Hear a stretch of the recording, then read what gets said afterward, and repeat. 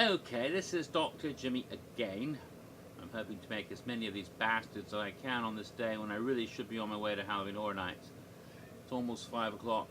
I would dearly like to be in my car, driving frantically towards Universal Studios, getting ready to go on my 14th night of Halloween Horror Nights this year, because I've missed a few, and instead I'm going to miss what will be my 11th night miss this year, and I won't have my 14th night out until the next time, whenever that is, because I hurt my foot, damn it, and so I have to sit around here as it gets darker and closer to the fun that all of you at the event are having tonight, you bastards, while I'm sitting home talking about Halloween Horror Nights in the past.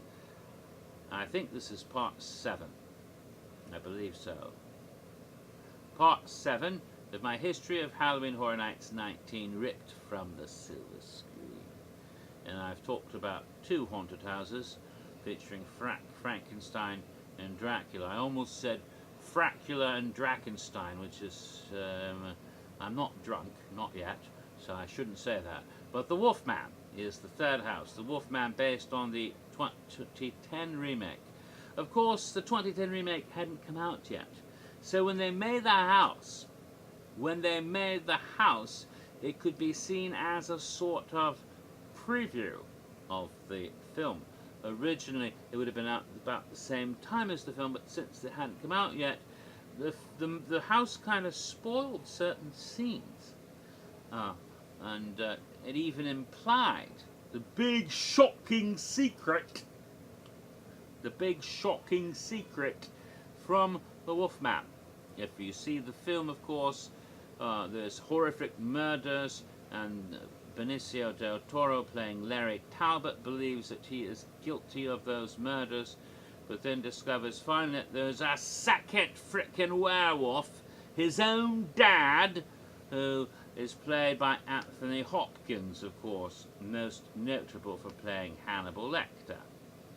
And Anthony Hopkins is sneaky old fuck. He's the other werewolf, and he's been doing his wolfish bad deeds, and is actually the one who's been eating and devouring these poor sad souls, and it wasn't Larry at all. He's got a much nicer, good puppy werewolf in him, and eventually the two wolves have to fight it out, that sort of thing. And silver bullets get involved, of course. Now, in the house, we have, as you go through, many exciting scenes from the film recreated. The scene where he's transforming and he shouts, "I will kill all of you!" You know, great scene. And the asylum, and go into the old estate where you have very creepy little places in cemeteries and such. But at one point, the second werewolf shows up. I mean, there's also the gypsy caverns and the wolf lurking in the woods, chasing you and stuff. Very gypsy caravans, I should say. Really wonderfully done. The feeling of trees around you, and you're in a real damn forest. It was excellently created in this house. And in the mansion and in various moors, eventually you're pursued by a second werewolf, and if you're paying attention, you realize the fur is a slightly different color and he's wearing different clothes. This werewolf is seen above you on top of some rocky outcroppings as you're going through the moors and stuff, and that sort of gives away the fact that there is a second wolf.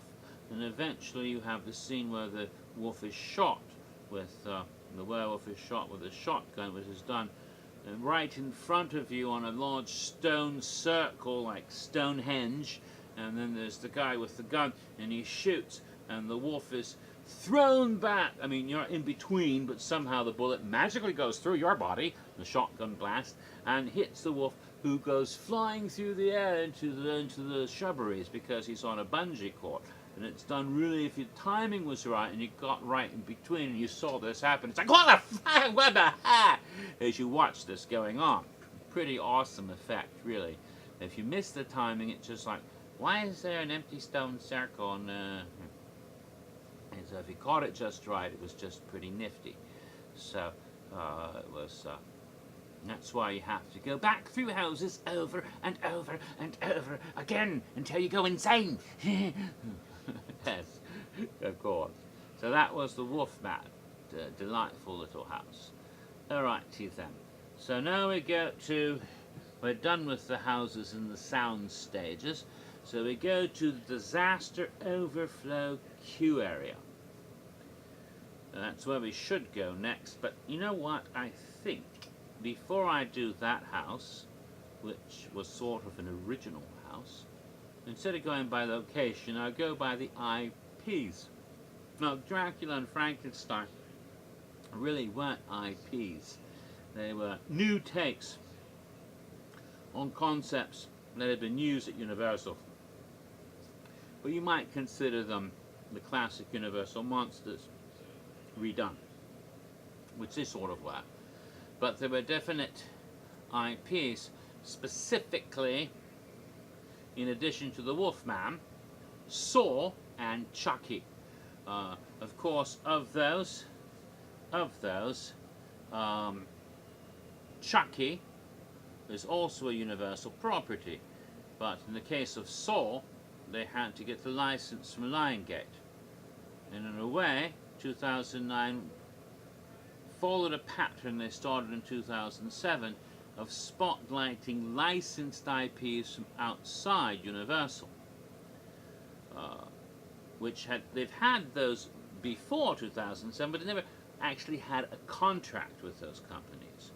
And they had it with New Line Cinema in 2007, and they had a contract with Lionsgate, which said, among other things, well, I don't know what it said because I don't read the contract, obviously, but my guess, based on what happened, and I've seen things like this happen before in Hollywood, so it's a pretty good clue, I think, that there was probably, the speculation, a clause somewhere in the contract between Universal and Lionsgate that if you adapt and promote, or if you want to use the Saw franchise, which is very, very popular, and several movies that are big hits even to that very year, 2009, when there was a Saw film in the cinemas that people were going to see it.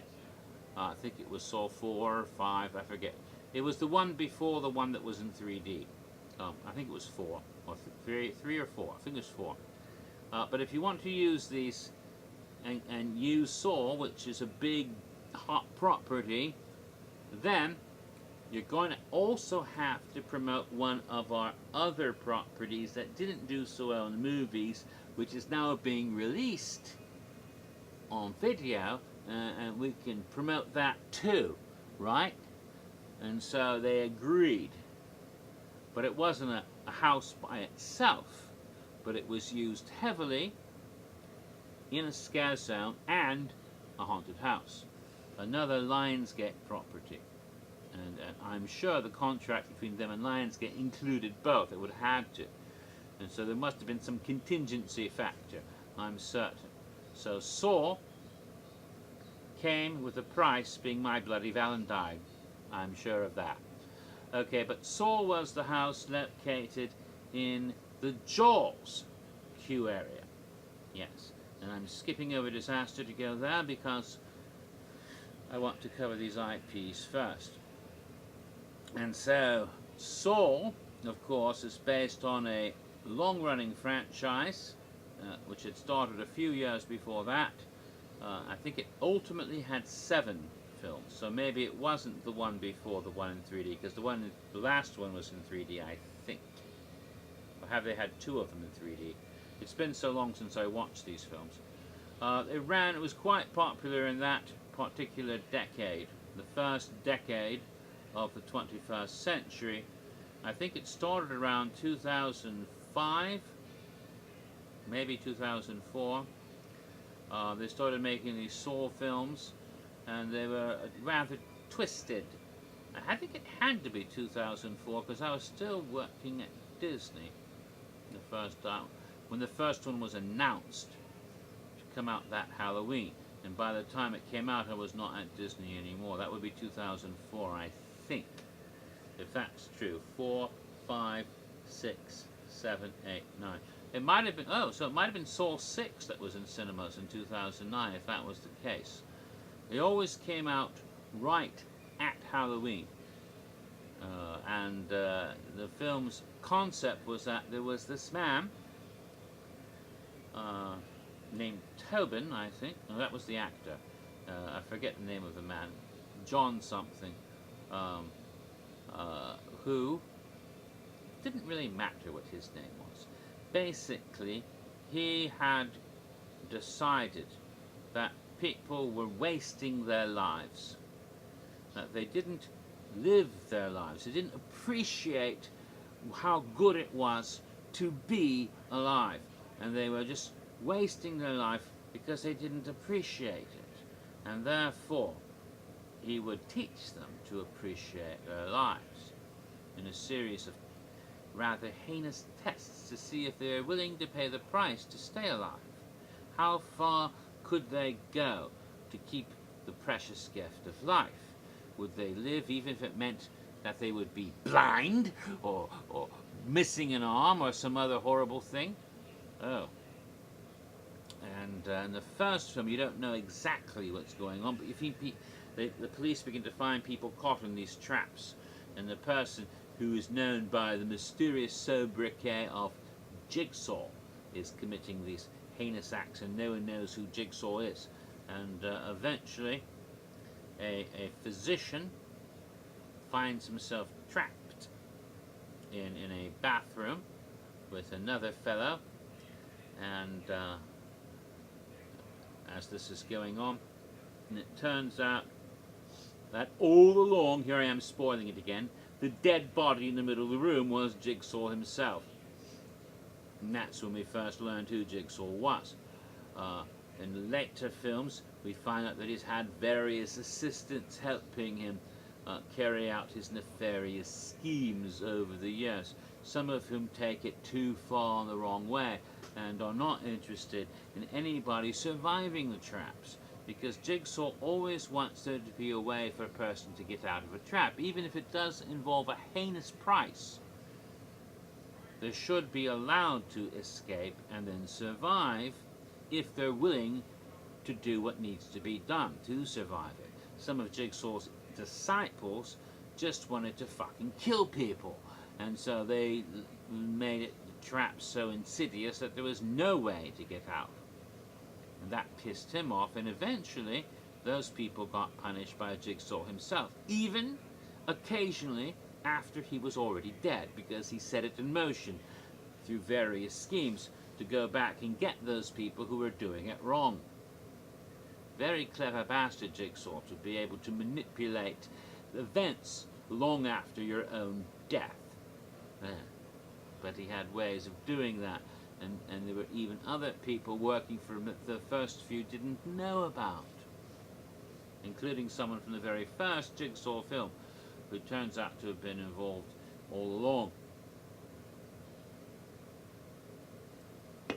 And it only made sense when you stopped and thought about it, because where would he have learned all of those particular skills? But I don't want to give that away, at least if you haven't seen the franchise. But the Saw franchise, along with Eli Ross's Hostel film, got labeled with a certain torture porn sobriquet. And that's not torture porn. Believe me, I know what real torture porn is, but we don't go there. We won't go there. But anyway, they had almost kind of peaked already, but people still were enjoying those films almost as a Halloween tradition during that first decade of the 21st century. And so to have a Saw house at a Halloween haunt was a big coup, and it was exciting that that would be there.